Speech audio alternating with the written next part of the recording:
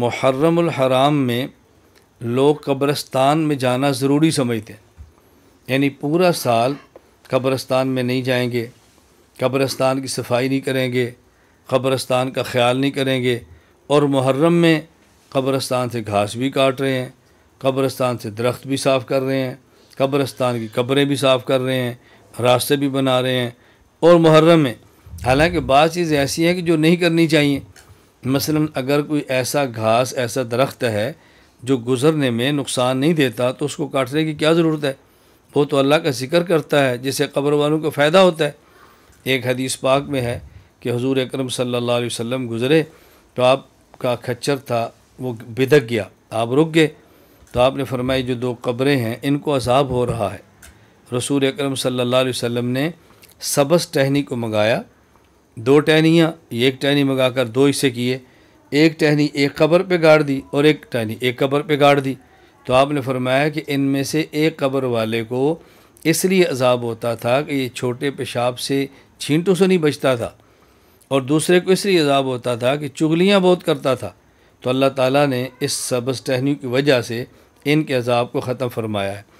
تو یہ درخت تو اللہ کا ذکر کرتے ہیں، اس لیے اگر کوئی درخت رکاوٹ نہ ہو، اگر کوئی گھاس رکاوٹ نہ ہو تو اس کو تو کاٹنے کی ضرورت ہی نہیں ہے۔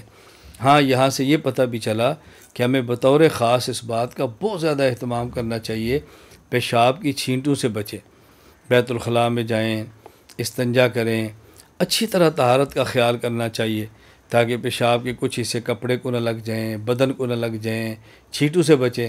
اور چغلی خوری یہ تو بہت بڑا جرم ہے، بہتان بہت بڑا جرم ہے، الزام بہت بڑا جرم ہے، غیبت بہت بڑا جرم ہے، چغلیاں کرنا بہت بڑا جرم ہے۔ ہم کبھی نیک اعمال کر لیں، عبادات کر لیں تو اپنی عبادات کو تباہ کرتے ہیں چغل خوری کی وجہ سے۔ خود حضور اکرم صلی اللہ علیہ وسلم معراج پر تشریف لے گئے تو آپ نے واپسی پر خود فرمایا کہ میں نے جہنم میں زیادہ خواتین کو دیکھا ہے۔ کیوں؟ وہ اپنی زبان کا غلط استعمال کرتی ہیں، اپنی زبان کو محتاط نہیں رکھتی۔ زبان، رسول اکرم صلی اللہ علیہ وسلم نے ایک موقع پر فرمایا میں یزم لی ما بین فخذی و ما بین خدی عزم اللہ الجنہ، جو شخص مجھے اپنی زبان اور اپنی عزت کی گارنٹی دے میں محمد اس کو جنت کی گارنٹی دیتا ہوں۔ نمبر ایک اپنی زبان کی حفاظت کرے، نمبر دو جو عورت اپنی عزت کی حفاظت کرے میں نبی اس کو جنت کی گارنٹی دیتا ہوں۔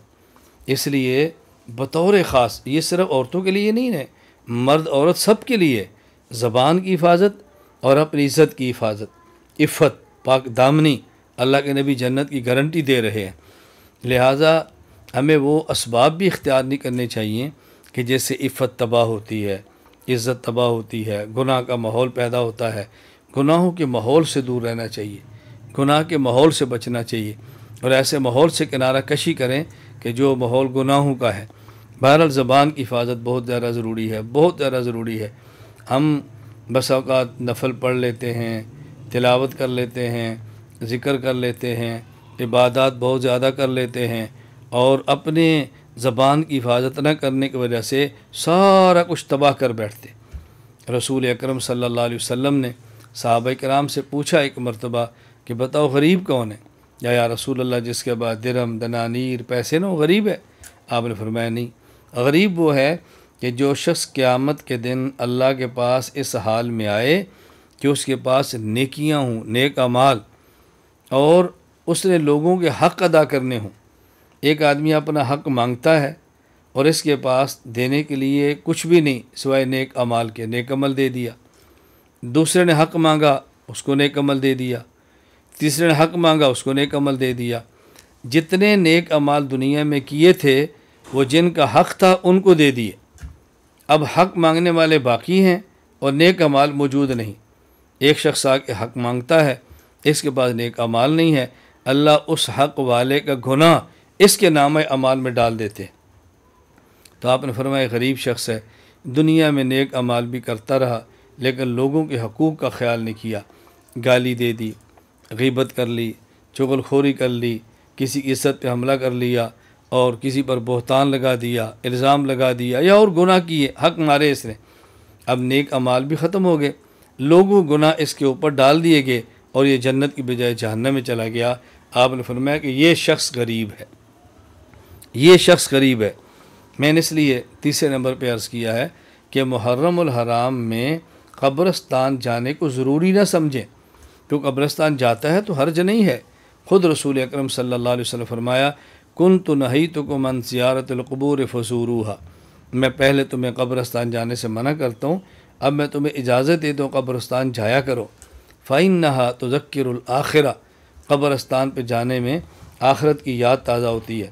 لیکن قبرستان یوں جانا، عورتیں قبرستان جا رہی ہیں، بے پردہ ہو کے جا رہی ہیں، بھڑکیلے لباس پہن کے جا رہی ہیں اور بجائے نیکی کے گناہ کی دعوت دے رہی ہیں، اور وہ جو آخرت کو یاد کرنے کا ماحول تھا آخرت کو برباد کرنے میں تبدیل ہو رہا ہے۔ اس طرح تو قبرستان جانا محرم میں بھی جائز نہیں اور محرم کے علاوہ بھی جائز نہیں۔ اگر کوئی خاتون بھی قبرستان جانا چاہے، پردے کے ساتھ جانا چاہے تو جائز ہے، گنجائش ہے، لیکن بچنا چاہیے، ضرورت نہیں ہے۔ قبرستان جا کر اس نے کیا کرنا ہے؟ اصالہ ثواب، اصالہ ثواب گھر بیٹھ کے کر سکتی ہے، گھر میں نفل پڑھے بخش دے، گھر میں ذکر کرے اور بخش دے، کوئی صدقہ کرے اور ثواب کسی میت کو دے دے۔ اصالہ ثواب کے لیے تو قبرستان جانے کی ضرورت نہیں ہے کہ قبرستان جا کے کیا کرے گی۔ اس لیے میں نے یہ بات عرض کی ہے کہ بطور خاص محرم کو قبرستان جانا ضروری سمجھنا، خاص کر لینا، یہ ٹھیک نہیں ہے۔ نمبر 1 میں نے عرض کیا کہ کالا لباس، اس سے بچیں۔ نمبر 2 یہ پیٹنا ماتم، اس سے بچیں۔ نمبر 3 محرم میں قبرستان کو جانا ضروری سمجھنا، اس سے بچیں۔